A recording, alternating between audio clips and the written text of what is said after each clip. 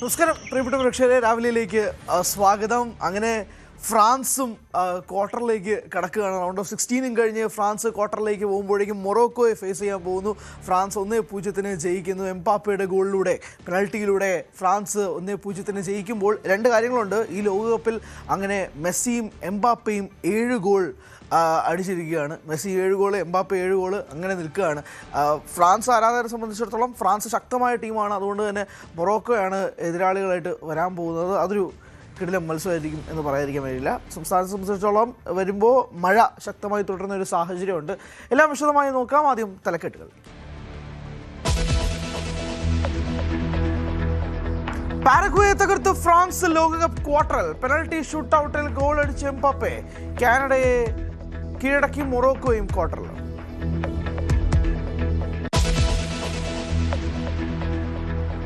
വടക്കൻ ജില്ലകളിൽ മഴ കനക്കും.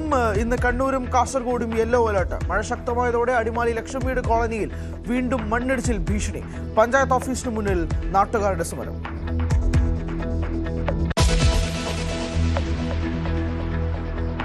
പകർച്ചവ്യാധി ഭീഷണിയിൽ തിരുവനന്തപുരം. നഗരത്തിലും ദേശീയപാതയിലും ജലസ്രോതസ്സുകളിലും വൻ മാലിന്യശേഖരം. ശുചീകരണ പ്രവർത്തനങ്ങളും അവതാളത്തിൽ.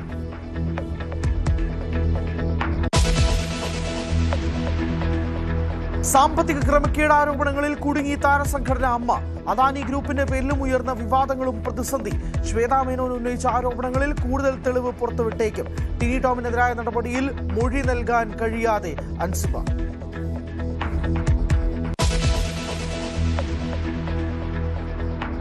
ഇടുക്കി പൂപ്പാറ കയ്യേറ്റത്തിൽ കടുത്ത നടപടികളിലേക്ക് റവന്യൂ വകുപ്പ്. 7 ദിവസത്തിനകം ഭൂമി ഒഴിയണമെന്ന് നിർദ്ദേശം.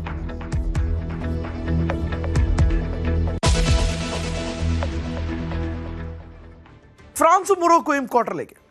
Football in association with Mather Eagle FC Kerala.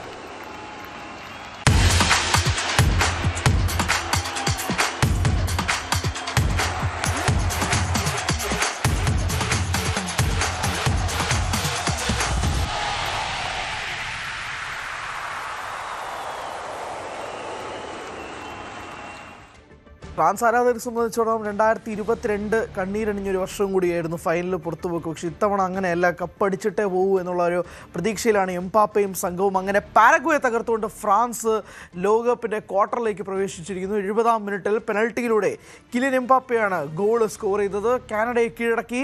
മൊറോക്കോയും ക്വാർട്ടറിലേക്ക് കടന്നു. എതിരില്ലാത്ത 3 ഗോളുകൾക്കാണ് കാനഡയെ മൊറോക്കോ തകർത്തത്. അസദീൻ ഉനാഹി ഇരട്ട ഗോൾ നേടി. എൽദോ ഉണ്ട് വിശദാംശങ്ങളുമായി. എൽദോ, അങ്ങനെ ആതിഥേയ രാജ്യമായി കാനഡയെ പുറത്താക്കിക്കൊണ്ട് മൊറോക്കോ കയറുന്നു, ഫ്രാൻസ് കയറുന്നു. ഒരു കിടിലം പോരാട്ടം തന്നെ ക്വാർട്ടറിൽ പ്രതീക്ഷിക്കാം അല്ലേ? കഴിഞ്ഞ ലോകകപ്പിൽ സെമി ഫൈനലിലാണ് ഫ്രാൻസും മൊറോക്കോയും ഏറ്റുമുട്ടിയത്. പക്ഷേ ഇത്തവണ അത് നേരത്തെ ക്വാർട്ടറിലേക്ക് എത്തുന്നു എന്നുള്ളതാണ്.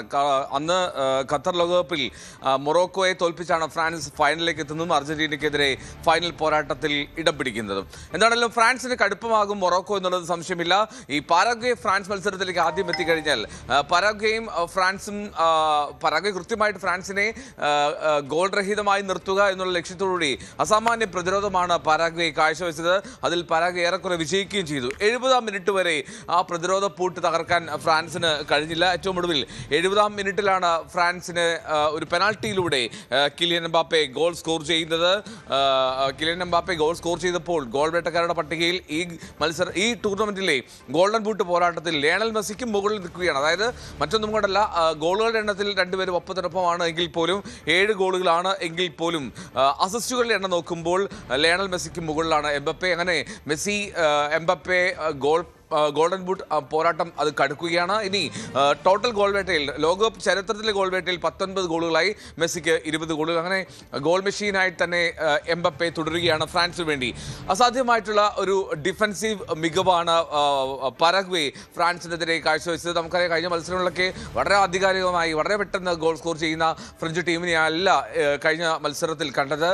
പാരഗ്വേയുടെ ഡിഫൻസിന് മുന്നിൽ പല നീക്കങ്ങളും പാളിപ്പോയി. എന്നാണെങ്കിലും 70-ാം മിനിറ്റിലെ പെനാൽറ്റി അത് നിർണായകമായി, അതാണ് മത്സരത്തിൽ ഏറ്റവും നിർണായകമായിട്ടുള്ള ഫാക്ടറായി മാറിയതും.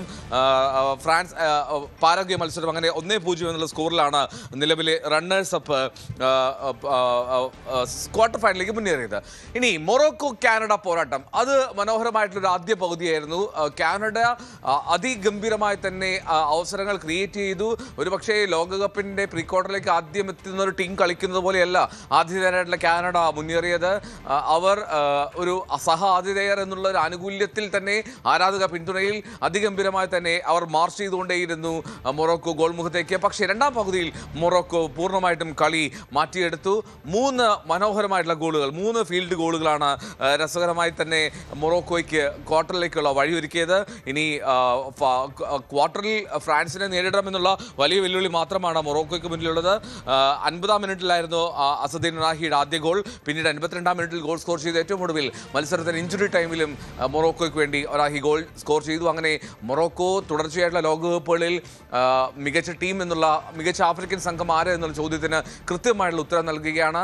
ആഫ്രിക്കൻ ഭൂഖണ്ഡത്തിൽ ഏതൊക്കെ മികവ് അവർ കാണിക്കുന്നുണ്ടോ ആ മികവ് അത് ലോകവേദിയിലും അത് പ്രാപ്തരാക്കുന്നു തങ്ങളെ എന്നുള്ള വ്യക്തമായ ബോധ്യം നൽകുന്നുണ്ട് മൊറോക്കോ. അങ്ങനെ മൊറോക്കോയും ഇതാ ക്വാർട്ടറിലേക്ക് എത്തി. പക്ഷേ ഒരു ടീമിന് പുറത്തേക്ക് പോകേണ്ടി വരും. ഫ്രാൻസ് പോലുള്ള ഒരു കടുകട്ടി ടീമിനെയാണ് മൊറോക്കോയ്ക്ക് ക്വാർട്ടറിൽ നേരിടേണ്ടത്. ഹരി, ഫ്രാൻസ് മൊറോക്കോ ക്വാർട്ടർ പോരാട്ടത്തിലേക്ക് നയിച്ച വഴിയാണ് എൽദോ സൂചിപ്പിച്ചത്. പ്രത്യേകിച്ച് ഫ്രാൻസിൻ്റെ ജയം അത് പെനൽറ്റിയിലായിരുന്നു. പരാഗ്വേ വളരെ ശക്തമായ രീതിയിലുള്ള ഡിഫൻസ് സ്ട്രാറ്റജി തന്നെ പാലിച്ചു. പക്ഷേ ആദ്യ പകുതിയിൽ ഗംഭീരമായ ആ ഡിഫൻസ് മുന്നോട്ട് പോയി. രണ്ടാം പകുതിയിൽ 70-ാമത്തെ മിനിറ്റിൽ കിലിയൻ എംബാപ്പെ പെനാൽറ്റിയിലൂടെ ആ ഗോൾ സ്കോർ ചെയ്ത് ഫ്രാൻസിന് 1-0 ലീഡ് എത്തിച്ചുകൊണ്ട് ഫ്രാൻസ് ക്വാർട്ടറിലേക്ക് കടക്കുന്ന ഒരു സാഹചര്യം. ഗോൾഡൻ ബൂട്ടിലേക്ക് വേണ്ടിയിട്ട് മെസ്സിയും എംബാപ്പയും തമ്മിൽ ശക്തമായ പോര്. 7 ഗോളുകൾ വെച്ച് ഇരുവരും ഗോളടിച്ച് മുന്നേറുമ്പോൾ ആർക്കായിരിക്കും ആ ബൂട്ട് എന്നുള്ള ചോദ്യം കൂടി നിലവിൽ നിൽക്കുന്നുണ്ട്. ഇവർ രണ്ടുപേരല്ലാതെ മറ്റാരെങ്കിലും വന്നാലും അതിൽ അത്ഭുതപ്പെടാനൊന്നുമില്ല, സംഭവിക്കാം. പക്ഷേ എന്തായാലും ഫ്രാൻസും മൊറോക്കോ പോരാട്ടം ആണ് ക്വാർട്ടേഴ്സിൽ കാണാനുള്ളത്. ഒന്നുകിൽ ഫ്രാൻസ് അല്ലെങ്കിൽ മൊറോക്കോ, ഇതിലൊരാൾ പുറത്താകും. എന്തായാലും ആതിഥേയരായ കാനഡയെ പുറത്താക്കിക്കൊണ്ടാണ് മൊറോക്കോ 3-0 ജയിച്ചുകൊണ്ട് ക്വാർട്ടറിലേക്ക് കയറിയത്. എൽദോ ആണ് വിശദാംശങ്ങൾ നൽകിയത്.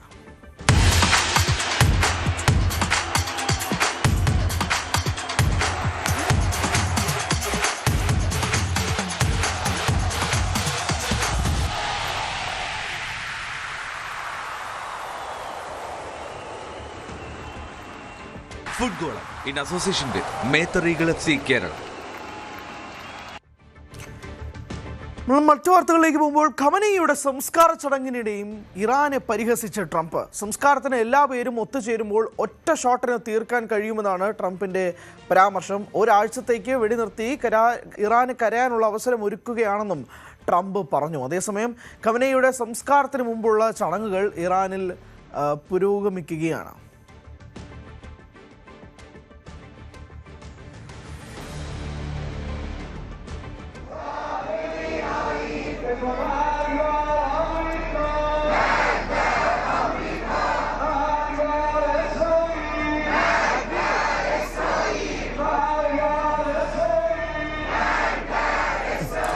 വിനോദ് ഉണ്ട് വിശദാംശങ്ങളുമായി.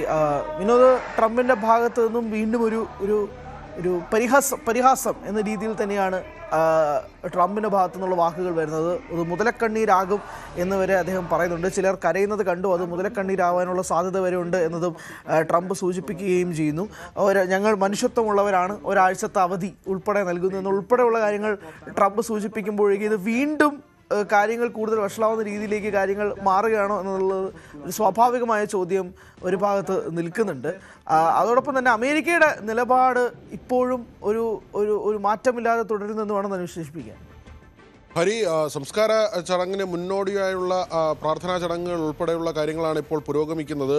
ട്രംപിൻ്റെ പരിഹാസം ഇതിനിടയിൽ ഉണ്ടായിരിക്കുന്നു. ഇറാനിൽ ഖമേനയുടെ സംസ്കാരത്തിന് ജനത എല്ലാം ഒത്തുചേരുന്നു, നേതാക്കളെല്ലാം ഒത്തുചേരുമ്പോൾ ഒറ്റ ഷോട്ടിന് ഇവരെ തീർക്കാൻ അമേരിക്കയ്ക്ക് കഴിയും എന്നായിരുന്നു റേഡിയോ അഭിമുഖത്തിൽ പറഞ്ഞത്. മാത്രമല്ല, ഒരാഴ്ചത്തേക്ക് വെടിനിർത്തുകയാണ്, ഇറാന് കരയാനുള്ള അവസരം നൽകുന്നു എന്നുകൂടി ഈ അഭിമുഖത്തിൽ ട്രംപ് പറയുന്നു. അങ്ങനെ ഒരു പരിഹാസത്തിൻ്റെ വാക്കുകൾ ട്രംപിൻ്റെ ഭാഗത്തു നിന്ന് വരുന്നുണ്ട്. അതേസമയം മുസ്തഫ ഉൾപ്പെടെ നേതാക്കൾ ഈ സംസ്കാര ചടങ്ങിൽ പങ്കെടുക്കില്ല എന്ന വിവരമാണ് പുറത്തു വരുന്നത്. കാരണം ഇങ്ങനെ ഒരു ഭീഷണി ഉള്ളതുകൊണ്ട് തന്നെയാണ് മുസ്തഫ ഉൾപ്പെടെയുള്ളവർ മാറി നിൽക്കും എന്ന വിവരം പറയുന്നത്. മുസ്തഫ റഷ്യയിൽ തുടരുന്നു എന്ന സൂചനകൾ നേരത്തെ തന്നെ ഉണ്ടായിരുന്നു. ഇന്ത്യയിൽ നിന്നുള്ള പ്രതിനിധി സംഘം അടക്കം ഇതിനകം ഇറാനിൽ എത്തിയിട്ടുണ്ട്. വിദേശകാര്യ സഹമന്ത്രി പവിത്ര മാർഗരിത ഉൾപ്പെടെയുള്ളവരാണ് ഇറാനിലേക്ക് എത്തിയിട്ടുള്ളത്. മറ്റ് ലോകരാഷ്ട്രങ്ങളിൽ നിന്നുള്ള നേതാക്കളും ഇറാനിലേക്ക് എത്തുകയാണ്. നമുക്കറിയാം, വലിയ ജനക്കൂട്ടമാണ് ഈ സംസ്കാര ചടങ്ങിന് പ്രതീക്ഷിക്കുന്നത്. ഇപ്പോൾ നടക്കുന്ന ചടങ്ങുകളിലേക്ക് പോലും ലക്ഷങ്ങൾ ഒഴുകിയെത്തുന്നു. ഇറാനിലെ ഒരു രീതി അനുസരിച്ച് അവർ നെഞ്ചിൽ തട്ടിയാണ് അവരുടെ ഈ അഭിവാദ്യം അർപ്പിക്കുന്നത്. ആ തരത്തിൽ വലിയ തോതിൽ ജനങ്ങൾ ഇറാനിൽ ഈ സംസ്കാരവുമായി ബന്ധപ്പെട്ട് തെരുവിലേക്ക് ഇറങ്ങുന്ന ഒരു സാഹചര്യമുണ്ട്. റൂഹുള്ള ഖമേനി, അദ്ദേഹം നേരത്തെയുള്ള നേതാവായിരുന്നു, അയത്തുള്ളയ്ക്ക് മുൻപ് ഉണ്ടായിരുന്ന നേതാവാണ്. അദ്ദേഹത്തിൻ്റെ സംസ്കാര ചടങ്ങിൽ ഏതാണ്ട് 1 കോടി ജനങ്ങളാണ് പങ്കെടുത്തത്. മാത്രമല്ല, ഇപ്പോഴത്തെ ഇറാൻ ഭരണകൂടത്തിൻ്റെ കണക്കുകൾ അനുസരിച്ച് അത് നമുക്ക് വിചിത്രം എന്ന് തോന്നാം, അല്ലെങ്കിൽ അങ്ങനെ ഒരു കണക്ക് പുറത്ത് വരേണ്ടതുണ്ടോ എന്ന് തോന്നാം. ജർമ്മൻ മാധ്യമമാണ് ഇങ്ങനെ ഒരു കാര്യം പുറത്തുവിടുന്നത്. 3000 ആളുകളെങ്കിലും ഈ സംസ്കാര ചടങ്ങിൻ്റെ മരിക്കുമെന്ന, തിക്കിലും തിരക്കിലും പെട്ട് മരിച്ചേക്കുമെന്ന ഒരു കരുതൽ, അല്ലെങ്കിൽ അങ്ങനെ ഒരു വിലയിരുത്തൽ ഇറാൻ ഭരണകൂടത്തിനുണ്ട് എന്ന തരത്തിലുള്ള വാർത്തകൾ പുറത്തു വരുന്നുണ്ട്. അത് ഒരു പക്ഷേ ശരിയുമായിരിക്കണം. കാരണം നേരത്തെ ഈ 1 കോടി ആളുകൾ ഉൾപ്പെട്ട ചടങ്ങിലൊക്കെ തന്നെ മരണം റിപ്പോർട്ട് ചെയ്തിരുന്നു, നേരത്തെ ഉള്ള സംഭവം. അതുപോലെ ആളുകൾ, വലിയ തോതിൽ ജനങ്ങൾ തെരുവിലിറങ്ങുമ്പോൾ, അങ്ങനെ വൈകാരികമായ നിമിഷങ്ങൾ ഉണ്ടാകുമ്പോൾ മരണങ്ങൾ സംഭവിക്കാനുള്ള സാധ്യതയുണ്ട്. പക്ഷേ അതിനുള്ള മുന്നൊരുക്കങ്ങൾ ഇറാൻ സ്വീകരിക്കുന്നുണ്ട്. ആളുകൾക്ക് ജീവൻ അപകടത്തിൽപ്പെടാതെ ഈ ചടങ്ങുകൾ പങ്കെടുക്കുന്നതിന് വേണ്ടിയുള്ള പരമാവധി ഒരുക്കം ഇറാൻ ഭരണകൂടത്തിൻ്റെ ഭാഗത്തു നിന്നുണ്ട്. ഗ്രാൻഡ് മുസല്ലയിലാണ് ഈ പൊതുദർശനം തുടരുന്നത്. തുടർന്ന് ഖൂമിലേക്ക് കൊണ്ടുപോകും. അവിടെയാണ് ഖമേനിയുടെ പഠനം ഉൾപ്പെടെയുള്ള കാര്യങ്ങൾ നടന്നത്. ഖൂമിലേക്ക് കൊണ്ടുപോയ ശേഷം അദ്ദേഹത്തിൻ്റെ തന്നെ നാടായ മാഷദിലാണ് സംസ്കാര ചടങ്ങ് നടക്കുക. അത് 9-ാം തീയതിയാണ് ആ ചടങ്ങ് നിശ്ചയിച്ചിട്ടുള്ളത്. അതിനു മുൻപുള്ള ചടങ്ങുകളാണ് ഇപ്പോൾ പുരോഗമിക്കുന്നത്. ഇതിനിടയിൽ ഇസ്രായേൽ പ്രധാനമന്ത്രി നെതന്യാഹു വൈറ്റ് ഹൗസിലേക്ക് എത്തും. അടുത്ത ആഴ്ച ട്രംപുമായി കൂടിക്കാഴ്ച നടത്തുന്നുണ്ട്. തുടർന്നുള്ള കാര്യങ്ങൾ ആലോചിക്കുന്നതിനാണ്. ഇസ്രായേലിൻ്റെ താല്പര്യം യുദ്ധം മുന്നോട്ട് കൊണ്ടുപോകണമെന്നതാണ്. അമേരിക്കയുടെ നിലപാട് ഇതിൽ നിർണായകമാണ്. ഹരി, ഇല്ല, അത് വ്യക്തമാണ് വിനോദ്. അമേരിക്കയുടെ നിലപാടിൽ നിർണായകമാണ്. പക്ഷേ ട്രംപിൻ്റെ ഈ ഒരു വാചകമുണ്ടല്ലോ, can easily take them out with 1 shot എന്ന് പറയുമ്പോഴേക്കും ഇത് കൂടുതൽ എന്താ പറയുക, ഇറാനെ വീണ്ടും ചൊറിയുന്ന രീതിയിൽ നിന്നൊക്കെ വേണമെങ്കിൽ തന്നെ പറയാം. നേരെ മറിച്ച് ഖമേനിയുടെ സംസ്കാര ചടങ്ങിന് എത്തുന്നവരൊക്കെ തന്നെ റിവെഞ്ച് വേണം, പ്രതികാരം വേണം എന്ന് പറയുന്നൊരു വാചകങ്ങളൊക്കെ തന്നെ വീഡിയോ ദൃശ്യങ്ങളിലൊക്കെ വ്യക്തമായിരുന്നു. അപ്പോൾ ഇത് വീണ്ടും വഷളാവുന്നുള്ളൊരു സാഹചര്യം അതാണല്ലോ നമ്മൾ ഉറ്റുനോക്കുന്നത്. താൽക്കാലിക വെടിനിർത്തൽ എന്നൊക്കെ പറഞ്ഞാൽ പോലും ഇത് വീണ്ടും അതേ സാഹചര്യത്തിലേക്ക് പോകും. ഒരു കരാർ അടിസ്ഥാനത്തിൽ ഇപ്പോഴും ഇതിങ്ങനെ നീണ്ടുപോകുന്ന ഒരു സാഹചര്യത്തിലേക്ക്, വീണ്ടും ഒരു യുദ്ധസമാനമായ സാഹചര്യത്തിലേക്ക് നീങ്ങിയാലും അത്ഭുതപ്പെടാനില്ല എന്ന് വേണം കണക്കാക്കാൻ. തീർച്ചയായും ഒരു പരിഹാസം തന്നെയാണ്. അതോടൊപ്പം തന്നെയാണ് അങ്ങനെ ഒരു ഭീഷണി കൂടിയുണ്ട്. അതുകൊണ്ട് തന്നെയായിരിക്കണം മുസ്തഫ ഉൾപ്പെടെ ഉള്ളവർ ഈ ചടങ്ങിൽ പങ്കെടുക്കില്ല എന്ന് തീരുമാനിച്ചത്. കാരണം അമേരിക്കയുടെ ഭാഗത്തു നിന്നോ ഇസ്രായേലിൻ്റെ ഭാഗത്തു നിന്നോ ഒരു ആക്രമണം ഉണ്ടാകില്ല എന്ന കാര്യത്തിൽ ഒരു ഉറപ്പുമില്ല. പക്ഷേ അത് അങ്ങനെ വലിയ ആൾക്കൂട്ടത്തിന് ഇടയിലേക്കാണെങ്കിൽ, അല്ലെങ്കിൽ ഈ ലോകരാജ്യങ്ങളിൽ നിന്നുള്ള പ്രധാനപ്പെട്ട നേതാക്കളെല്ലാം തന്നെ ഈ ചടങ്ങിൻ്റെ ഭാഗമായി എത്തുന്നുണ്ട്. മറ്റ് രാജ്യങ്ങളുമായുള്ള നയതന്ത്ര ബന്ധം ഉൾപ്പെടെയുള്ള കാര്യങ്ങൾ പരിഗണിക്കേണ്ടതുണ്ട്. ഇപ്പോൾ ഒരു സമാധാന കരാറുണ്ട്, 60 ദിവസത്തെ ചർച്ചയ്ക്ക് വേണ്ടിയാണ്. പക്ഷേ ആ കരാർ നിലനിൽക്കുമ്പോൾ തന്നെ ഇറാനും അമേരിക്കയും ഇസ്രായേലും ഒക്കെ തന്നെ ഏറ്റുമുട്ടുന്ന സാഹചര്യമുണ്ടായിരുന്നു. ഇറാൻ്റെ ഭാഗത്ത് നിന്ന് കപ്പലുകൾക്ക് നേരെ ആക്രമണമുണ്ടായി.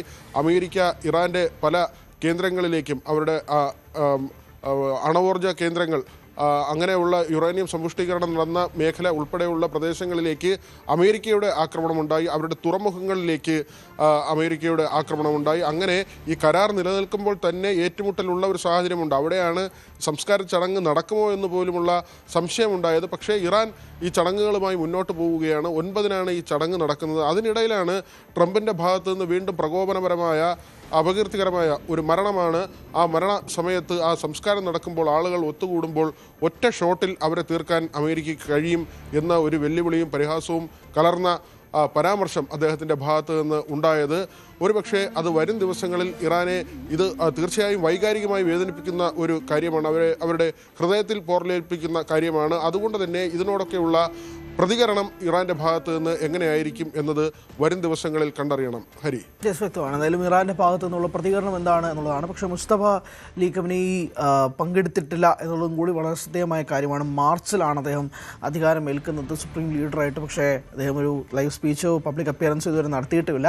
ഇപ്പോൾ അങ്ങനെ ഒരു യുദ്ധസമാനമായ സാഹചര്യം, പ്രത്യേകിച്ച് അമേരിക്കയുടെ ഭാഗത്തു നിന്നും ഇസ്രായേലിൻ്റെ ഭാഗത്തു നിന്നും ഒക്കെ അങ്ങനൊരു സാഹചര്യം നിൽക്കുന്നത് കൊണ്ട് തന്നെ അദ്ദേഹം ഈ സംസ്കാര ചടങ്ങിൽ പങ്കെടുക്കുന്നില്ല എന്നുള്ളതും വളരെ പ്രധാനപ്പെട്ട ഒരു കാര്യമായിട്ട് തന്നെ വിലയിരുത്തണം. വി വിനോദാണ് വിശദാംശങ്ങൾ നൽകിയത്. സംസ്ഥാനത്ത് വടക്കൻ ജില്ലകളിൽ മഴ ശക്തമാകുമെന്ന് മുന്നറിയിപ്പ്. ഇന്ന് കണ്ണൂർ, കാസർഗോഡ് ജില്ലകളിൽ യെല്ലോ അലേർട്ടാണ്. നാളെയും മറ്റന്നാളും കണ്ണൂർ, കാസർഗോഡ് ജില്ലകളിൽ ഓറഞ്ച് അലേർട്ടാണ്. കോഴിക്കോട് ജില്ലയിൽ മറ്റന്നാൾ ഓറഞ്ച് അലേർട്ട് പ്രഖ്യാപിച്ചു. അടിമാലി ലക്ഷം വീട് കോളനിയിൽ മണ്ണിടിഞ്ഞ സ്ഥലത്ത് ഷെഡ് കെട്ടി രാപ്പകൽ സമരം നടത്തി വന്നിരുന്ന കുടുംബങ്ങൾ സമരം അടിമാലി പഞ്ചായത്ത് ഓഫീസ് പടിക്കലേക്ക് മാറ്റി. മഴ കനത്തതോടെ വീണ്ടും മണ്ണിടിയാനുള്ള സാധ്യതയെ തുടർന്ന് ജില്ലാ കളക്ടറുടെ നിർദ്ദേശപ്രകാരമാണ് സമരക്കാർ ഇവിടെ നിന്നും സമരപന്തൽ പൊളിച്ചു മാറ്റിയത്. എന്നാൽ തങ്ങളുടെ ആവശ്യം സർക്കാർ പരിഗണിക്കുന്നതുവരെ സമരത്തിൽ നിന്നും പിന്നോട്ടില്ല എന്നും പഞ്ചായത്ത് പടിക്കൽ സമരം തുടരുമെന്നും ഇവർ വ്യക്തമാക്കി. ധനുഷ്കോടി ദേശീയപാതയിലെ കൂമ്പൻപാറ ഭാഗത്ത് മണ്ണിടിച്ചിലുണ്ടായ പ്രദേശത്ത് ഇപ്പോൾ കുറച്ച് വീട്ടുകാര് കുടിൽ കെട്ടി സമരം നടത്തിക്കൊണ്ടിരിക്കുകയാണ്. 9 കുടുംബങ്ങൾക്ക് 10 ലക്ഷം രൂപ വീതം സർക്കാർ ധനസഹായം അനുവദിച്ചത്. ബാക്കി വരുന്ന 19 കുടുംബക്കാർക്ക് കൂടി ധനസഹായം അനുവദിക്കണമെന്നായിരുന്നു അവരുടെ ആവശ്യം. ഈ വിഷയം ജില്ലാ കളക്ടറുടെ ടെക്നിക്കൽ കമ്മിറ്റി പരിശോധിച്ച് ഈ 19 കുടുംബങ്ങൾക്ക് കൂടി ധനസഹായം അനുവദിക്കുന്നതിന് വേണ്ടി സർക്കാരിലേക്ക് ശുപാർശ ചെയ്തിട്ടുണ്ടെന്നും ആ സാഹചര്യത്തിൽ ഇവിടെ കുടിൽ കെട്ടിയുള്ള സമരം ഇവിടെ മണ്ണിടിച്ചിൽ ഭീഷണി നിലനിൽക്കുന്ന സാഹചര്യത്തിൽ അവസാനിപ്പിക്കണമെന്നും ആവശ്യപ്പെട്ടുകൊണ്ട് കളക്ടർ ഉത്തരവ് കൈമാറുകയും അവരെ കൈപ്പറ്റുകയും ചെയ്തിട്ടുണ്ട്. സമാധാനപരമായി ഇവരിവിടുന്ന് സമരം അവസാനിപ്പിച്ച് ഇവരുടെ പ്രതിഷേധം നിലനിൽക്കും എന്നറിയിച്ചിട്ടുണ്ടെങ്കിലും ഇവിടത്തെ കുടിൽ കെട്ടിയുള്ള സമരം അവസാനിപ്പിക്കും. കൂമ്പൻപാറയിൽ കഴിഞ്ഞ ഒക്ടോബറിലുണ്ടായ മണ്ണിടിച്ചിൽ കേസുകളിൽ എല്ലാവർക്കും ധനസഹായം അറിയിച്ചുകൊണ്ട് സർക്കാരിൽ നിന്ന് ഉത്തരവായിട്ടുണ്ട്. ഡിസ്ട്രിക്ട് കളക്ടർ ഉത്തരവിന് മേൽ തഹസിൽദാറിൻ്റെ ട്രഷറിയിലെ അക്കൗണ്ടിൽ വന്നിട്ടുണ്ട്. അത് ആൾക്കാർ ഈ 10 ലക്ഷം ധനസഹായം ലഭിച്ച 9 കുടുംബങ്ങളിൽ നിന്നും അഫിഡവിറ്റ് കൈപ്പറ്റി അവരുടെ സ്വന്തം ബാങ്ക് അക്കൗണ്ടിലേക്ക് നമുക്ക് മാറിക്കൊടുക്കേണ്ടതുണ്ട്. അത്തരത്തിൽ ആൾക്കാരുടെ സ്വന്തം ബാങ്ക് അക്കൗണ്ട് കളക്ട് ചെയ്യുകയും അത് ട്രഷറി വഴി മാറുകയും ചെയ്യുന്ന സാങ്കേതികത്വം മാത്രമാണ് ബാക്കി നിൽക്കുന്നത്. സ്റ്റാലിൻ ഉണ്ട് വിശദാംശങ്ങളുമായി. സ്റ്റാലിൻ, ഈ സമരം ഏകദേശം ഒരു 11ാം ദിവസത്തിലേക്ക് പോകുന്നു. അതിനിടയിലാണ് ഇങ്ങനൊരു സമരപ്പന്തൽ പൊളിച്ചുകൊണ്ടുള്ളൊരു മാറ്റം. പക്ഷേ എന്ത് വന്നാലും സർക്കാർ കണ്ണുറക്കും വരെ, അല്ലെങ്കിൽ ഈ 19 കുടുംബങ്ങൾക്കും ഈ ധനസഹായം കിട്ടുന്നത് വരെ സമരവുമായി മുന്നോട്ട് പോകുമെന്നാണല്ലോ മനസ്സിലാക്കുന്നത്. വിശദാംശങ്ങൾ എന്തൊക്കെയാണ്? ഹരി, കഴിഞ്ഞ ഒക്ടോബറിലുണ്ടായ മണ്ണിടിച്ചിലിനെ തുടർന്നാണ് ഈ ദുരന്തബാധിതരായ ഈ കുടുംബങ്ങൾ ഇപ്പോഴിവിടെ വീണ്ടും സമരത്തിലേക്ക് വന്നത്. അതായത് ഇവർക്ക് സർക്കാർ പ്രഖ്യാപിച്ചിരുന്ന ധനസഹായം അതുപോലെ തന്നെ പുനരധിവാസം ഉൾപ്പെടെയുള്ള കാര്യങ്ങളിൽ വന്ന കാലതാമസമാണ് വീണ്ടും ഈ സമരത്തിന്, പ്രത്യേകിച്ച് ഈ മഴക്കാലമായതോടുകൂടി അവർക്ക് വീണ്ടും കടുത്ത പ്രതിസന്ധി നേരിടുന്ന സാഹചര്യത്തിലാണ് അവർ വീണ്ടും ഒരു സമരത്തിലേക്ക് വന്നത്. ഏതാണ്ട് 11 ദിവസക്കാലം, ഇന്ന് 11ാം ദിവസമാണ്. 11 ദിവസക്കാലം അവർ ഈ മുൻപ് മണ്ണിടിച്ചിലുണ്ടായ ആ പ്രദേശത്ത് തന്നെ, പ്രത്യേകിച്ചും അടിമാലി ലക്ഷം വീട് കോളനിയിലെ അവരുടെ വാസ സ്ഥലത്ത് തന്നെ അവര് സമരം നടത്തി വരികയായിരുന്നു. അതിനിടെ കഴിഞ്ഞ ദിവസം, പ്രത്യേകിച്ച് ഇന്നലെ പുലർച്ചെ വീണ്ടും ആ പ്രദേശത്ത് ഒരു മണ്ണിടിച്ചിൽ ഉണ്ടായി. വലിയ ശക്തമായ മണ്ണിടിച്ചിലല്ല എങ്കിൽ കൂടി ഈ വിവരം മനസ്സിലാക്കിയ കളക്ടറാണ് അവിടുന്ന് അവർ മാറണം എന്ന് പറഞ്ഞത് അവിടുന്ന് അവരെ മാറ്റാനുള്ള ശ്രമം നടത്തിയത്. എന്തായാലും ഇന്നലെ കളക്ടറുടെ ഉത്തരവ് പ്രകാരം അവര് അവിടുന്ന് മാറുകയുണ്ടായി. സമരപ്പന്തൽ പൊളിച്ചു നീക്കുകയും അവിടെ നിന്നും അവര് പഞ്ചായത്ത് ഓഫീസ് പടിക്കലേക്ക് സമരം മാറ്റുകയാണ് ഉണ്ടായത്. ഏതായാലും പഞ്ചായത്ത് സെക്രട്ടറി ചെന്ന് അവർക്ക് കളക്ടറുടെ ഉത്തരവ് കൊടുത്തു. അതും പ്രകാരം അവരോടൊന്ന് മാറി സമരപ്പന്തൽ പൊളിച്ചു നീക്കി. എങ്കിലും ഇവരുടെ പ്രശ്നങ്ങൾ പൂർണ്ണമായി പരിഹരിക്കുന്ന വരത്തേക്ക് ഇവര് സമരത്തിൽ നിന്നും പിന്മാറില്ല എന്നുള്ളതാണ് അവർ വ്യക്തമാക്കിയിട്ടുള്ളത്. എന്തായാലും ഇപ്പം അടിമാലി പഞ്ചായത്ത് ഓഫീസിന്റെ പടിക്കൽ അവര് വീണ്ടും സമരം തുടരുന്ന സ്ഥിതിയാണുള്ളത്. എന്തായാലും ജില്ലാ കളക്ടറും അതുപോലെ തന്നെ ദേവികുളം സബ് കളക്ടറും എല്ലാം അതിനകത്ത് കാര്യമായി ഇടപെട്ടിട്ടുണ്ട്. 9 കുടുംബങ്ങൾക്ക്, പ്രത്യേകിച്ചും അന്ന് ദുരന്തബാധിതരായി നേരിട്ട് ദുരന്തമുണ്ടായ 9 കുടുംബങ്ങൾക്ക്, വീട് നഷ്ടപ്പെട്ട 9 കുടുംബങ്ങൾക്ക് ധനസഹായം നൽകാമെന്ന് തീരുമാനമെടുത്തിരുന്നു. എന്നാൽ അത് മാത്രം പോരാ, 17ഓളം കുടുംബങ്ങൾ മൊത്തം അവിടെ ഉണ്ട്. അവർക്ക് അവിടെ താമസിക്കാൻ പറ്റാത്ത, വാസയോഗ്യമല്ലാത്ത പ്രദേശമാണെന്നുള്ള ടെക്നിക്കൽ കമ്മിറ്റിയുടെ റിപ്പോർട്ടും പുറത്തു പോയിട്ടുണ്ട്. അപ്പൊ ആ സ്ഥിതിക്ക് അവർക്ക് കൂടി ധനസഹായം ലഭിക്കണം, പുനരധിവാസം ഉറപ്പാക്കണം. അതിനുശേഷം മാത്രമാണ് നമ്മൾ സമരത്തിൽ നിന്ന് മാറുകയുള്ളൂ എന്നുള്ള ഒരു നിലപാടിലേക്ക് അവർ നീങ്ങുന്ന ഒരു സാഹചര്യമാണുള്ളത്. എന്തായാലും സമരം തുടരുകയാണ്. എങ്കിലും ജില്ലാ കളക്ടറും അതുപോലെ തന്നെ സബ് കളക്ടറും ഉൾപ്പെടെയുള്ള ഔദ്യോഗിക വിഭാഗം ഈ കാര്യത്തിൽ ശക്തമായ ഇടപെടൽ നടത്തുന്നുമുണ്ട് എന്നാണ് നമുക്ക് മനസ്സിലാക്കാൻ കഴിയുന്നത്. ഹരി, അല്ല സ്റ്റാലിൻ, ഇപ്പോൾ ഈ ദേവികുളം MLA-യുമായിട്ട് ഉൾപ്പെടെ ചർച്ചകൾ നടത്തുന്നു. പക്ഷെ വാക്കാൽ ഉറപ്പ് പോരാ എന്നാണല്ലോ ഈ സമരക്കാരുടെയും ആവശ്യമായിട്ട് അവർ ഉന്നയിക്കുന്നത്. അപ്പോൾ ഈ ചർച്ചകൾക്കുള്ള തുടർന്നുള്ള നീക്കങ്ങൾ എങ്ങനെയായിരിക്കും? അത് സംബന്ധിച്ച് എന്തെങ്കിലും ധാരണ കിട്ടിയിട്ടുണ്ടോ? ചർച്ചകൾക്ക് ശേഷം ഏതായാലും ഈ 9 കുടുംബങ്ങൾക്കുള്ള ധനസഹായം ഉടൻ വിതരണം ചെയ്യാമെന്ന് ഇപ്പോൾ സബ് കളക്ടർ ആര്യ അറിയിച്ചിട്ടുണ്ട്. എങ്കിലും ഈ ബാക്കിയുള്ള കുടുംബങ്ങൾക്ക് കൂടി അവിടെ വാസയോഗ്യമല്ല എന്നുള്ള റിപ്പോർട്ടുള്ള സാഹചര്യത്തിൽ ബാക്കിയുള്ള മറ്റുള്ള ഒരു 17 കുടുംബങ്ങൾ ആകെയുണ്ട്. ആ കുടുംബങ്ങൾക്ക് കൂടിയുള്ള ധനസഹായം ഉറപ്പാക്കുക എന്നുള്ളതാണ് ഇവരുടെ ലക്ഷ്യം. അപ്പോൾ 9 കുടുംബങ്ങൾക്ക് ധനസഹായം ഉടൻ തന്നെ വിതരണം ചെയ്യും. അവരവരുടെ അക്കൗണ്ടുകളിലേക്ക് 10 ലക്ഷം രൂപ വീതമുള്ള പണം നിക്ഷേപിക്കുമെന്ന് സബ് കളക്ടർ അറിയിച്ചിട്ടുമുണ്ട്. എന്നാൽ ബാക്കിയുള്ള കുടുംബങ്ങൾക്ക് കൂടിയുള്ള ധനസഹായം ലഭിക്കുന്ന വരത്തേക്ക് അല്ലെങ്കിൽ അത് ഉറപ്പാക്കുന്ന വരത്തേക്ക് ഇവർ സമരം തുടരാനാണ് സാധ്യത. അതുകൂടി ഉടനെ ഉണ്ടാവുമെന്നാണ് നമുക്കറിയാൻ കഴിയുന്നത്. എന്തായാലും ബാക്കിയുള്ള കുടുംബങ്ങൾക്ക് കൂടി ധനസഹായം നൽകണമെന്ന് ജില്ലാ കളക്ടർ സംസ്ഥാന സർക്കാരിനോട് ശുപാർശ നൽകിയിട്ടുണ്ട്. ഏകദേശം അത് തീരുമാനമാകുന്ന വരത്തേക്കുമാണ് ഇവരുടെ സമരം തുടരാൻ ഇവരുടെ ലക്ഷ്യമിടുന്നത്. എന്തായാലും ആ കാര്യത്തിൽ കൂടി ജില്ലാ കളക്ടർ ആ കാര്യത്തിൽ ഇടപെടുന്നുണ്ട്. അപ്പൊ അതുകൂടി ഉടൻ തന്നെ സാധ്യമാകുമെന്നാണ് നമുക്കും അറിയാൻ കഴിയുന്ന വിവരങ്ങൾ. ശരി, വ്യക്തമാണ്. എന്തായാലും 9 കുടുംബങ്ങൾക്കാണ് നിലവിൽ ധനസഹായം പ്രഖ്യാപിച്ചിരിക്കുന്നത്. ബാക്കിയുള്ള 19 കുടുംബങ്ങൾ കൂടി ധനസഹായം വേണമെന്നാണ് സമരക്കാരുടെയും ആവശ്യം. അതിൻ്റെ ഭാഗമായിട്ട് കളക്ടർ സംസ്ഥാന സർക്കാരിന് കത്തയക്കുകയും ചെയ്തിട്ടുണ്ട്. ഒരു ഉറപ്പ് അതാണ് ഈ സമരക്കാരുടെയും ആവശ്യം. സ്റ്റാലിനാണ് വിശദാംശങ്ങൾ നൽകിയത്. ഒരു വശത്ത് മഴക്കാല ശുചീകരണ പ്രവർത്തനങ്ങൾ, മറുവശത്ത് കുമിഞ്ഞുകൂടുന്ന മാലിന്യ കൂമ്പാരം. പറഞ്ഞു വരുന്നത് തലസ്ഥാന നഗരവാസികളുടെ ദുർവിധിയെക്കുറിച്ചാണ്. ജലസ്രോതസ്സുകൾ മാത്രമല്ല, ദേശീയപാതയോരങ്ങളും മാലിന്യം തള്ളുന്ന ഇടമായി മാറിയിരിക്കുകയാണ് തിരുവനന്തപുരത്ത്.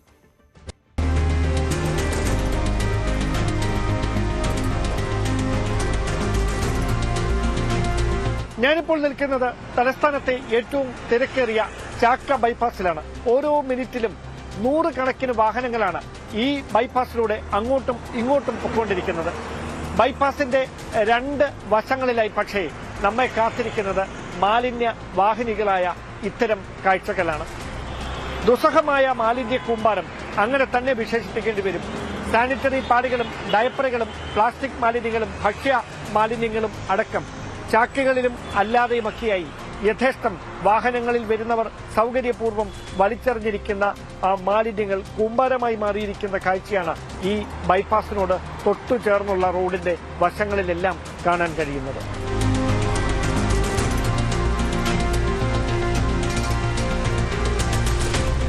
ചാക്കയിൽ നിന്ന് തലസ്ഥാന നഗരത്തിന്റെ ഹൃദയഭാഗത്തേക്ക് എത്തുമ്പോൾ തമ്പാനൂരിലെ ആമയിഴഞ്ചൻ തോടിന് സമീപത്താണ് ഞാനിപ്പോൾ നിൽക്കുന്നത്. ഇവിടെയും കാഴ്ച വ്യത്യസ്തമല്ല.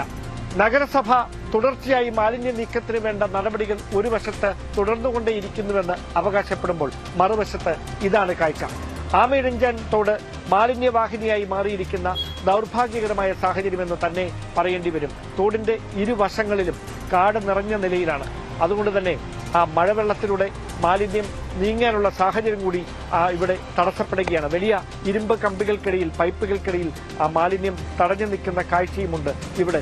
ഇത് ഇവിടെ നിന്ന് ഈ തോട്ടിൽ നിന്ന് ഇവിടെ നിന്ന് എടുത്തത് മുകളിലേക്ക് ഉയർത്തി ട്രെയിനുകൾ ഉപയോഗിച്ച് മാറ്റിയാലും പിന്നീട് അത് എവിടെ ഡംപ് ചെയ്യും എന്നതാണ് മറ്റൊരു പ്രധാനപ്പെട്ട പ്രശ്നം. ജൈവ മാലിന്യങ്ങൾ അടക്കം ഇത്തരത്തിൽ ആമയിഴഞ്ചൻ തോട്ടിലേക്ക് വലിച്ചെറിയപ്പെടുന്ന സാഹചര്യമുണ്ട് എന്നതാണ് യാഥാർത്ഥ്യം. അങ്ങനെ എറിയപ്പെടുന്ന മാലിന്യങ്ങൾ കോർപ്പറേഷൻ ആകെ ചെയ്യുന്നത് അത് പന്നി ഫാമുകളിലേക്ക് എത്തിക്കുന്ന നടപടിയാണ്. അതും കരാറുകാരെ ഉപയോഗിച്ചുകൊണ്ട് പന്നി ഫാമുകളിലേക്ക് എത്തിക്കുന്ന നടപടിയെ മാത്രമാണ് നഗരസഭയുടെ ഭാഗത്തുനിന്ന് ഉണ്ടായിക്കൊണ്ടിരിക്കുന്നതെന്ന വിമർശനമാണ് മറ്റ് പ്രതിപക്ഷ കക്ഷികൾ ഉന്നയിച്ചുകൊണ്ടിരിക്കുന്നത്. എന്തായാലും രാഷ്ട്രീയമൊക്കെ അവിടെ തർക്കമോ അവകാശവാദമോ ഒക്കെയായി അവശേഷിക്കുന്നെങ്കിലും സാധാരണക്കാരായ ആളുകളുടെ ആരോഗ്യവുമായി ഏറ്റവും ബന്ധപ്പെട്ട് കിടക്കുന്ന കാര്യമാണ് ശുചിത്വം. ആ ശുചിത്വത്തിന് വിലങ്ങുതടിയായി മാറുകയാണ് ഇവിടുത്തെ പ്രധാനപ്പെട്ട ജലസ്രോതസ്സുകളിൽ കുമിഞ്ഞുകൂടുന്ന ഇത്തരം മാലിന്യങ്ങൾ.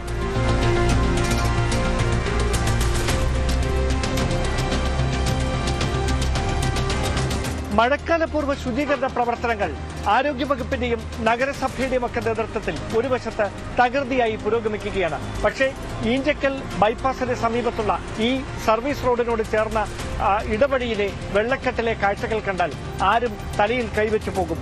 കുമിഞ്ഞു കൂടിയിരിക്കുകയാണ് മാലിന്യങ്ങൾ.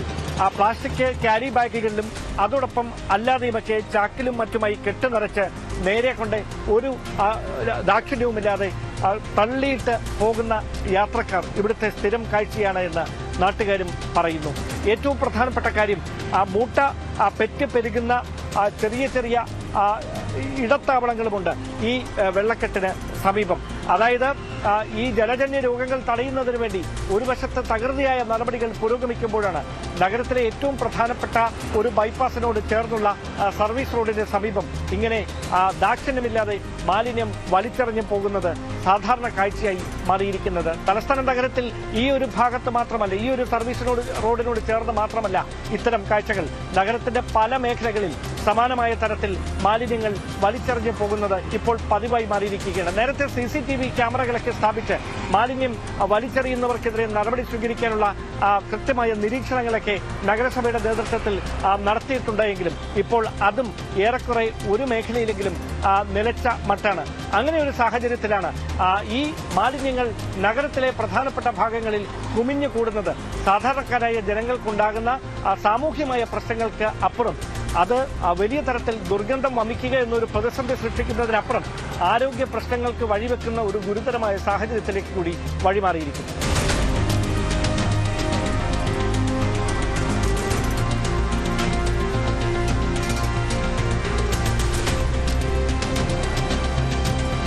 നഗരത്തിലെ ജലസ്രോതസ്സുകളിലെ മാലിന്യ നീക്കം ആരുടെ ഉത്തരവാദിത്തമാണ് എന്ന് ചോദിച്ച് ഇറിഗേഷൻ വകുപ്പും നഗരസഭ അധികൃതരും തമ്മിൽ തർക്കം രൂക്ഷമായിരിക്കുകയാണ് ഒരു വശത്ത്. മറുവശത്ത് ഷിഗല്ലയും ഡെങ്കിപ്പനിയും എലിപ്പനിയും ഉൾപ്പെടെ ആശങ്കയുണർത്തുന്ന തരത്തിൽ സംസ്ഥാനത്തെ മറ്റ് ജില്ലകളിൽ പടരുന്ന പോലെ തലസ്ഥാന നഗരിയിലും പടർന്നുകൊണ്ടേയിരിക്കുകയാണ്.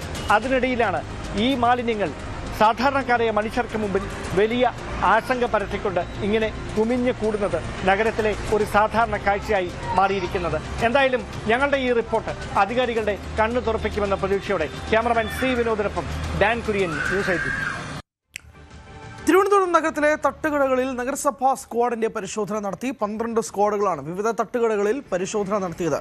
ഫുട്പാത്ത് കയ്യേറിയുള്ള കടകൾക്കെതിരെ നടപടി ഉണ്ടാകുമെന്നാണ് അധികൃതർ വ്യക്തമാക്കുന്നത്.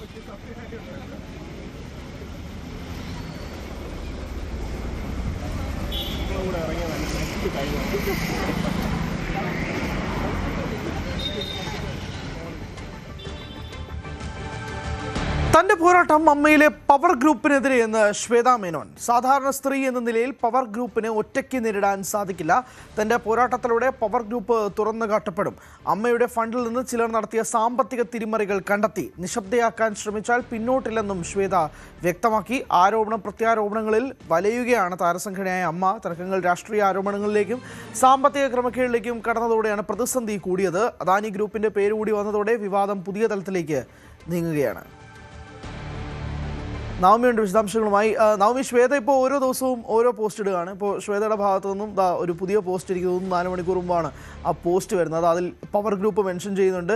പവർ ഗ്രൂപ്പ് വന്ന സമയം തൊട്ട്, അതായത് താൻ പ്രസിഡന്റ് ആയപ്പോൾ മുതൽ തന്നെ ഈ പവർ ഗ്രൂപ്പിൻ്റെ ഓരോ പ്രശ്നങ്ങൾ ഉണ്ടായിട്ടുണ്ടെന്ന് ശ്വേത പറയുന്നു. കഴിഞ്ഞ ദിവസം മോഹൻലാലിൻ്റെയും മമ്മൂട്ടിയുടെയും പിന്തുണയുണ്ടെന്ന് ശ്വേത പറയുന്നു. ഇപ്പോൾ സാമ്പത്തിക ക്രമക്കേട് ഉണ്ടായിട്ടുണ്ട് എന്ന് പറയുമ്പോഴേക്കും അത് ശ്വേതയുടെ ഭരണസമിതിയിൽ ഉണ്ടായിരുന്ന സമയത്ത് ഉണ്ടായതിനെ കുറിച്ചാണോ ശ്വേത തന്നെ പറയുന്നത്?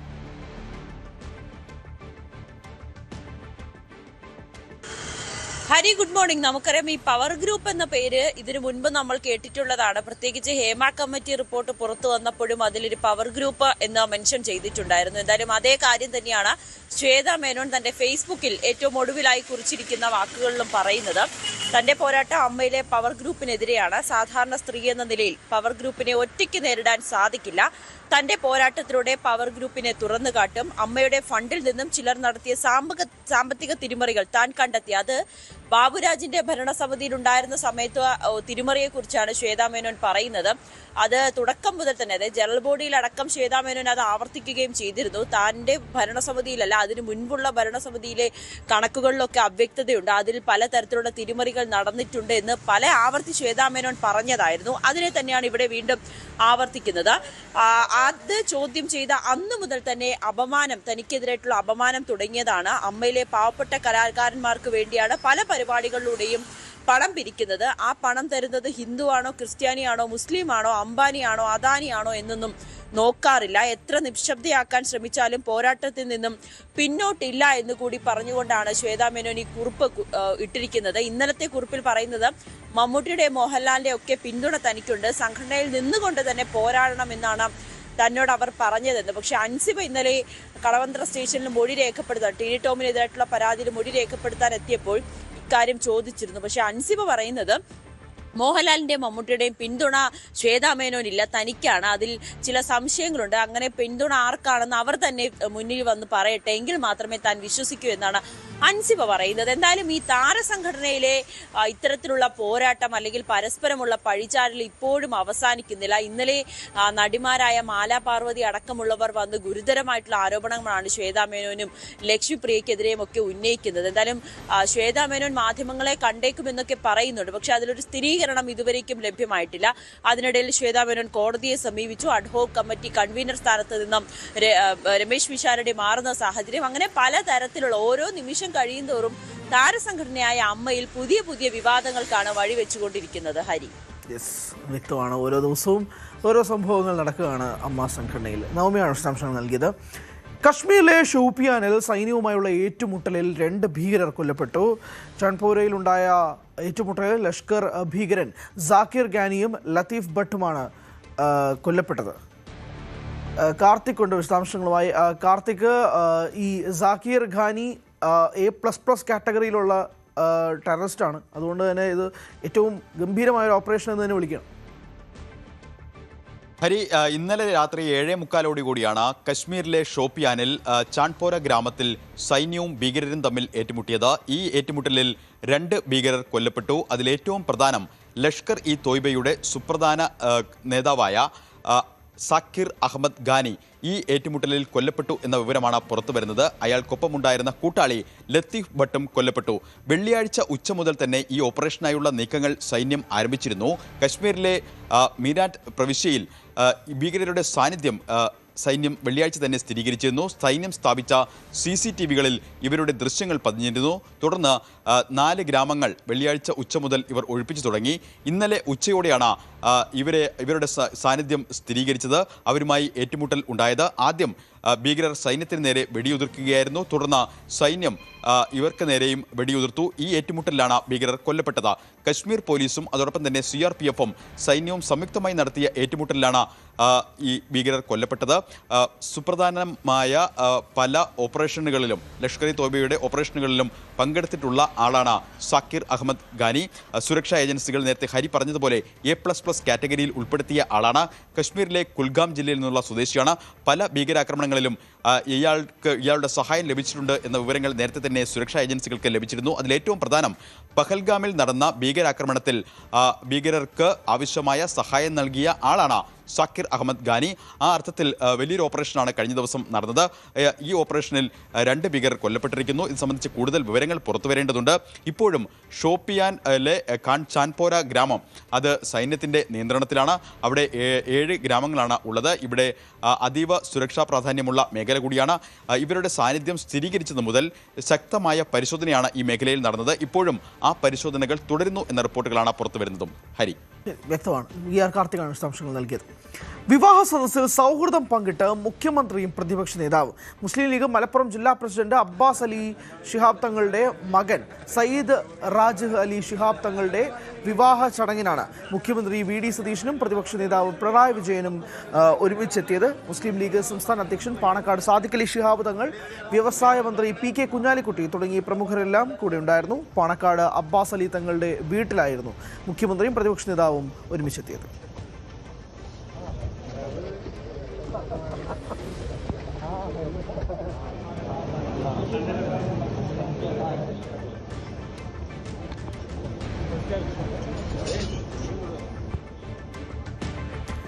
കേരള ബാങ്കിന് പകരം ജില്ലാ ബാങ്കുകൾ തിരിച്ചു കൊണ്ടുവരുന്ന കാര്യത്തിൽ സംസ്ഥാന സർക്കാർ നയം പ്രഖ്യാപിച്ചതിനു ശേഷം മുസ്ലിം ലീഗ് അഭിപ്രായം വ്യക്തമാക്കാമെന്ന് മുസ്ലിം ലീഗ് മലപ്പുറം ജില്ലാ സെക്രട്ടറി പി അബ്ദുൽ ഹമീദ് മാസ്റ്റർ.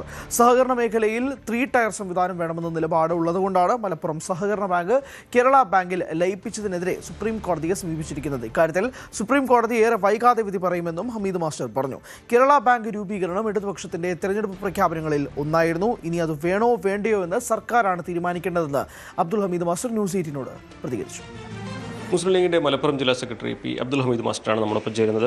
പക്ഷേ കഴിഞ്ഞ ദിവസം ഈ കേരള ബാങ്ക് തിരിച്ച് ജില്ലാ ബാങ്കുകളാക്കുന്നതിനെ കുറിച്ചുള്ളൊരു ആലോചന നടക്കുന്നുണ്ട് എന്നാണ് സർക്കാരിൽ നിന്ന് അറിയാൻ കഴിഞ്ഞത്. സഹകരണ മന്ത്രിയാണെങ്കിലും അത്തരത്തിൽ ഒരു അനുകൂല ആലോചന ഉണ്ട് എന്ന തരത്തിലാണ് അദ്ദേഹത്തിൻ്റെ വാക്കിൽ നിന്ന് സൂചന കിട്ടിയത്. എങ്ങനെയാണ് മുസ്ലിം ലീഗിന് ഇതിനോടുള്ളൊരു നിലപാട്? അല്ല, മുസ്ലിം ലീഗിനെ സംബന്ധിച്ചിടത്തോളം ഗവൺമെൻറ് ആവിഷ്കരിക്കുന്ന തരത്തിലുള്ള നടപടികളുമായിട്ട് സഹകരിച്ച് പോകാനല്ലേ മുസ്ലിം ലീഗിന് വ്യത്യസ്തമായിട്ട് ഈ വിഷയത്തിൽ അഭിപ്രായം ഉണ്ടാവില്ലല്ലോ. ഒന്ന്, ഗവൺമെൻറ്റിൻ്റെ ഒരു പോളിസി ഈ വിഷയത്തിൽ ഒരു സഹകരണ നയം ഗവൺമെൻറ്റേതായിട്ട് പ്രഖ്യാപിച്ചിട്ടില്ല. അത് പ്രഖ്യാപിക്കുന്ന മുറക്ക് അത് വിജയിപ്പിക്കുന്നതിന് വേണ്ടിയിട്ടും അതിൻ്റെ കൂടെ സഹകരിച്ച് പോകാനല്ലേ നമുക്ക് സാധിക്കുള്ളൂ. പിന്നെ കേരളത്തിലെ സഹകരണ പ്രസ്ഥാനം എന്ന് പറഞ്ഞാൽ രാജ്യത്തിന് തന്നെ മാതൃകയാണ്. നമുക്ക് എല്ലാവർക്കും അറിയാൻ ഏകദേശം 2.5 ലക്ഷം കോടി നിക്ഷേപമുള്ള ഒരു വലിയ പ്രസ്ഥാനമായിട്ട് നമ്മുടെ സമ്പദ്ഘടനത്തിൻ്റെ വലിയ പങ്ക് വഹിക്കുന്ന സർക്കാരിന് ഏത് സമയത്തും സഹായിക്കാൻ സാധിക്കുന്നൊരു സംവിധാനം എന്നുള്ള നിലക്കാണ് ഇപ്പം നമ്മുടെ സഹകരണ പ്രസ്ഥാനം പ്രവർത്തിക്കുന്നത്. അത് കക്ഷി രാഷ്ട്രീയത്തിന് അതീതമായി, ജാതിമത ചിന്തകൾക്ക് അതീതമായി എല്ലാവരും ഒരുമിച്ച് നിന്ന് പ്രവർത്തിച്ചതിൻ്റെ ഒരു പരിണിത ഫലമാണ് ഇന്ന് കേരളത്തിൽ കാണുന്ന സഹകരണ മേഖല. ഏതൊക്കെ സന്ദർഭത്തിൽ ഈ സഹകരണ മേഖലയ്ക്ക് ക്രൈസിസ് നേരിട്ടുണ്ടോ ആ സന്ദർഭത്തിലൊക്കെ അവിടെ പ്രതിപക്ഷമെന്നോ ഭരണകക്ഷി എന്നോ വ്യത്യാസമില്ലാതെ എല്ലാവരും ജോയിൻ്റായിട്ട് നിന്നിട്ടാണ് അത്തരം ക്രൈസിസിനൊക്കെ നമുക്ക് അതിജീവിച്ചത്. അപ്പോൾ ഗവൺമെൻറ് മാറുമ്പോൾ സ്വാഭാവികമായിട്ടും അതിൻ്റെ പോളിസിയിൽ ചേഞ്ച് ഉണ്ടാവും, ഉറപ്പാണല്ലോ. ഇപ്പോൾ Kerala bank district cooperative bank ഇപ്പോൾ നിലവിലില്ല. ഇപ്പോൾ 2 ടയർ സിസ്റ്റമാണ്, നേരത്തെ 3 ടയർ സിസ്റ്റമായിരുന്നു. അപ്പോൾ ഗവൺമെൻറ്റിനെ സംബന്ധിച്ചിടത്തോളം അക്കാര്യത്തിൽ പോളിസി ക്രിയേറ്റ് ചെയ്യുമ്പോൾ സ്വാഭാവികമായിട്ടും അത് പിന്നെ അതിൻ്റെ കൂടെ മുസ്ലിം ലീഗ് നിൽക്കാൻ പറ്റും. മുസ്ലിം ലീഗ് കാര്യത്തിൽ വ്യത്യസ്തമായിട്ട് അഭിപ്രായമൊന്നും ഉണ്ടാവില്ല. ഇപ്പോൾ കേരള ബാങ്കുമായി ബന്ധപ്പെട്ടത് വന്നപ്പോൾ Malappuram district cooperative bank Kerala ബാങ്കിൽ ലയിച്ചിട്ടില്ല. പിന്നെ സ്വാഭാവികമായിട്ടും കോടതി വിധിൻ്റെ അടിസ്ഥാനത്തിലാണ് ഇപ്പോൾ കേരള ബാങ്കിൻ്റെ ഭാഗമായിരിക്കുന്നത് പിന്നെ മലപ്പുറം ഡിസ്ട്രിക്ട് കോപ്പറേറ്റീവ് ബാങ്ക്. ഇപ്പോൾ സുപ്രീം കോടതിയിൽ കേസ് നടക്കുകയാണ്. ആ കേസിൻ്റെ അന്തിമ വിധിക്ക് വേണ്ടി ഞങ്ങൾ കാത്തിരിക്കുകയാണ്. അത് വരുന്ന മുറക്ക് അതുമായി ബന്ധപ്പെട്ട കാര്യങ്ങളുമായിട്ട് നമ്മൾ മുന്നോട്ട് പോകും. ഗവൺമെൻറ് ഇക്കാര്യത്തിൽ ഗവൺമെൻറ്റിൻ്റെ ഒരു സമീപനം ഇക്കാര്യത്തിൽ ഈ പിന്നെ മലപ്പുറം ഡിസ്ട്രിക്ട് കോപ്പറേറ്റീവ് ബാങ്കിൻ്റെ കേസ് തീരുമാനമാകുന്നതുവരെ തീരുമാനമായതിനു ശേഷമായിരിക്കും ഇതുമായി ബന്ധപ്പെട്ട കാര്യങ്ങളിലേക്ക് ഞങ്ങൾ റീച്ചില്ല. അബ്ദുൽ ഹമീദ് മാസ്റ്ററാണ് പ്രതികരിച്ചത്. ഇടുക്കി പൂപ്പാറ മുള്ളൻതണ്ടിൽ സർക്കാർ പുറമ്പോക്ക് ഭൂമി കയ്യേറിയ സംഭവത്തിൽ റവന്യൂ വകുപ്പ് ശക്തമായ നടപടികളിലേക്ക്. സ്ഥലത്ത് പരിശോധന നടത്തിയ അധികൃതർ 2 പേർക്ക് നോട്ടീസ് നൽകി. 7 ദിവസത്തിനകം ഭൂമി ഒഴിയണമെന്നാണ് നിർദ്ദേശം. പുറമ്പോക്ക് ഭൂമിയിൽ അനധികൃതമായി ഷെഡുകൾ നിർമ്മിക്കുകയും ഏലം കൃഷി നടത്തുകയും ചെയ്തവർക്കെതിരെയാണ് റവന്യൂ വകുപ്പിന്റെ നടപടി. Malabar gold and diamonds Kozhikode ഷോറൂമിൽ അപൂർവ ഡിസൈനുകളുടെ വിസ്മയ കാഴ്ചയൊരുക്കി ആർട്ടിസ്ട്രി ഷോയ്ക്ക് തുടക്കമായി. പരമ്പരാഗതവും ആധുനികവുമായ ഡിസൈനുകളിലുള്ള ആഭരണങ്ങളുടെ വലിയ ശേഖരമാണ് പ്രദർശനത്തിൽ ഒരുക്കിയിട്ടുള്ളത്. സ്വർണം, diamond, uncut diamonds, polki, gem stones എന്നിവയിൽ തീർത്ത ആഭരണ ശേഖരമാണ് ഷോയുടെ പ്രധാന ആകർഷണം. ആഭരണങ്ങളിലെ അപൂർവമായ കരവിരുതും ഡിസൈനിലെ പ്രത്യേകതകളും ആസ്വദിക്കാനുള്ള അവസരമാണ് ഉപഭോക്താക്കൾക്കായി ഒരുക്കിയിട്ടുള്ളത്. ആർട്ടിസ്ട്രി ഷോയുടെ ഔദ്യോഗിക ഉദ്ഘാടനം പ്രമുഖ ചലച്ചിത്ര നടി അതിഥി രവി നിർവഹിച്ചു. Malabar group executive director KP Veerankutty, retail operation head R Abdul Jaleel എന്നിവരടങ്ങുന്ന മാനേജ്മെന്റ് സംഘവും വിശിഷ്ടാതിഥികളും ചടങ്ങിൽ പങ്കെടുത്തു. വിവാഹങ്ങൾക്കും മറ്റ് ആഘോഷങ്ങൾക്കും അനുയോജ്യമായ പ്രത്യേക കളക്ഷനുകളുള്ള പ്രദർശനം ജൂലൈ 20 വരെ നീണ്ടു നിൽക്കും. 18 ദിവസം നീണ്ടു നിൽക്കുന്ന ആർട്ടിസ്ട്രി ഷോ കാലിക്കറ്റ് ആർട്ടിസ്ട്രി സ്റ്റോറിൽ ഇന്ന് മുതൽ 18 ദിവസമാണ് അതിൻ്റെ ഷോ വരുന്നത്. നമ്മൾ ഇതിൻ്റെ പ്രത്യേകത എന്ന് വെച്ചാൽ പ്രൊഡക്റ്റിൽ ഏറ്റവും പുതിയ വെറൈറ്റീസ്, ഏറ്റവും പുതിയ ഡിസൈൻസാണ് ഇവിടെ ഒരുക്കിയിട്ടുള്ളത്. നമ്മുടെ സബ് ബ്രാൻഡുകളായ എത്നിക്സിലും ഡയമണ്ട്സിലും ഇറ, അൺകട്ട്, പൊൾക്കി, പ്രഷ്യ നിരവധി ഡിസൈനുകൾ ഇറക്കിയിട്ടുണ്ട്. പ്രത്യേകിച്ച് ഇപ്പോഴത്തെ റേറ്റും കാര്യങ്ങളൊക്കെ നോക്കി അവർക്കനുസരിച്ചുള്ള ലൈറ്റ് വെയ്റ്റ് കളക്ഷൻസിലാണ് ഏറ്റവും കൂടുതൽ ഇറക്കിയിട്ടുള്ളത്. നമ്മുടെ ഫാക്ടറിയിലും അതുപോലെ തന്നെ വിദേശത്തു നിന്നൊക്കെയുള്ള പല ഡിസൈൻസും നമ്മൾ ഈ ഒരു സമയത്ത് ഇവിടെ ഒരുക്കിയിട്ടുണ്ട്. അപ്പോൾ ഈ ഒരു 18 ദിവസം നമ്മുടെ കസ്റ്റമേഴ്സിനെ കാണാൻ എല്ലാവരെയും കൂടി ക്ഷണിക്കുകയാണ്. എല്ലാവരും എൻജോയ് ചെയ്യുക. വർക്കല ശ്രീ ജനാർദ്ദന സ്വാമി ക്ഷേത്രത്തിലെ അഡ്മിനിസ്ട്രേറ്റീവ് ഓഫീസ് കെട്ടിടവും തിരുവാഭരണങ്ങൾ സൂക്ഷിക്കുന്ന സ്ട്രോങ് റൂമും അപകട ഭീഷണിയിൽ. ടൂറിസം വികസനത്തിന്റെ ഭാഗമായി നടത്തിയ മണ്ണെടുപ്പും തുടർന്നുണ്ടായ നിർമ്മാണ സ്തംഭനവുമാണ് ചരിത്രപ്രസിദ്ധമായ ക്ഷേത്രഭൂമിക്ക് ഇപ്പോൾ ഭീഷണിയായിരിക്കുന്നത്. ശക്തമായ മഴ തുടരുന്ന സാഹചര്യത്തിൽ ഏത് നിമിഷവും മണ്ണിടിച്ചിൽ ഉണ്ടാകാമെന്ന ആശങ്കയിലാണ് ഭക്തരും പ്രദേശവാസികളും. ദക്ഷിണ കാശി എന്നറിയപ്പെടുന്ന വർക്കല ശ്രീ ജനാർദ്ദന സ്വാമി ക്ഷേത്ര പരിസരത്തു നിന്നുള്ള ആശങ്കപ്പെടുത്തുന്ന കാഴ്ചകളാണിത്. തിരുവിതാംകൂർ ദേവസ്വം ബോർഡിന്റെ വർക്കല ഗ്രൂപ്പ് അഡ്മിനിസ്ട്രേറ്റീവ് ഓഫീസും വിവിധ ക്ഷേത്രങ്ങളിലെ വിലപിടിപ്പുള്ള തിരുവാഭരണങ്ങൾ സൂക്ഷിക്കുന്ന സ്റ്റോറേജ് റൂമും ഉൾപ്പെടുന്ന കെട്ടിടമാണ് ഇപ്പോൾ തകർച്ചാ ഭീഷണി നേരിടുന്നത്. സ്വദേശി ദർശൻ ദക്ഷിണ കാശി പദ്ധതിയുടെ ഭാഗമായി അസിസ്റ്റന്റ് ദേവസ്വം കമ്മീഷണർ ഓഫീസിന് സമീപമുള്ള കുന്നിടിച്ചു മാറ്റിയതാണ് ഈ പ്രതിസന്ധിക്ക് കാരണമായത്. എന്നാൽ നഗരസഭ ഈ നിർമ്മാണ പ്രവർത്തനങ്ങൾക്ക് സ്റ്റേ ഏർപ്പെടുത്തിയതോടെ പ്രവൃത്തികൾ പാതിവഴിയിൽ നിലച്ചു. നിർമ്മാണത്തിനായി വലിയ തോതിൽ മണ്ണെടുത്ത കുഴികളിൽ ഇപ്പോൾ മഴവെള്ളം കെട്ടിക്കിടക്കുകയാണ്. ഇത് കുന്നിന്റെ ബലക്ഷയം കൂട്ടി. പ്രദേശത്തെ സംരക്ഷണ മതിൽ ഏതു നിമിഷവും തകർന്നു വീഴാവുന്ന അവസ്ഥയിലാണ്. കനത്ത മഴ തുടർന്നാൽ മണ്ണിടിഞ്ഞ് കെട്ടിടം തകരാൻ സാധ്യതയേറെയാണ്. ആ പഴയ ഒരു ബിൽഡിംഗ് ആണ്. പക്ഷെ ആ ഇപ്പോഴത്തെ അവസ്ഥ വെച്ചാൽ താഴെ നമ്മളെ സ്വദേശി ദർശനത്തിന്റെ ഭാഗമായിട്ട് ബന്ധപ്പെട്ട് ടൂറിസത്തിന്റെ ഡെവലപ്മെന്റ് ബന്ധപ്പെട്ടുള്ള ആ വർക്കിൽ താഴെ കുറെ മല ഇടിച്ചു കൊണ്ടുള്ള കുറെ കുഴികളുണ്ട്. കുഴിച്ച പില്ലറിനാളുള്ള കുഴിയാണ്. ഈ കുഴി കാരണം ഇപ്പൊ ഭഗവാന്റെ ക്ഷേത്രത്തിന്റെ ആ എ ഓഫീസൊക്കെ ഇപ്പൊ ഒരു അപകടാവസ്ഥയിലാണ്. കാരണം വെച്ചാല് പുരാതനമായ ക്ഷേത്രത്തിന്റെ ആ ബിൽഡിംഗ് വെച്ചാല് ആ മുകളിലായിരിക്കുന്ന ആ മുകളിലിരിക്കുന്നുണ്ട്. മഴ ചെയ്യുമ്പോഴത്തേക്ക് ഈ കുഴി കാരണം വെള്ളങ്ങളെല്ലാം ഒലിച്ചിരുമ്പോഴത്തേക്ക് ഇടിഞ്ഞു പോകാൻ ചാൻസ് കൂടുതലാണ്. ക്ഷേത്രങ്ങളിലെ കോടിക്കണക്കിന് രൂപ വിലമതിക്കുന്ന തിരുവാഭരണങ്ങളുടെ സുരക്ഷയും ഇതോടെ ചോദ്യചിഹ്നമായി മാറി. അപകട സാധ്യത ചൂണ്ടിക്കാട്ടി Varkala group assistant commissioner Devaswom മരാമത്ത് വിഭാഗത്തിന് പരാതി നൽകിയിട്ടുണ്ട്. മഴ ശക്തമാകുന്നതിന് മുമ്പ് കുന്നിന്റെ സ്ഥിരത പരിശോധിക്കാൻ വിദഗ്ധ സമിതിയെ നിയോഗിക്കണമെന്നും അടിയന്തര സംരക്ഷണ ഭിത്തി നിർമ്മിച്ച് അപകട ഭീഷണി ഒഴിവാക്കണമെന്നുമാണ് ഭക്തരുടെയും പ്രദേശവാസികളുടെയും ആവശ്യം.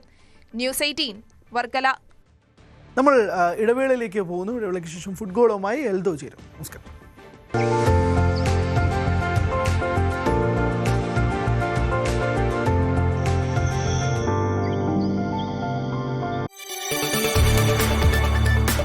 കൂടുതൽ വാർത്തകൾക്ക് news 18 Keralam YouTube channel subscribe ചെയ്യുക.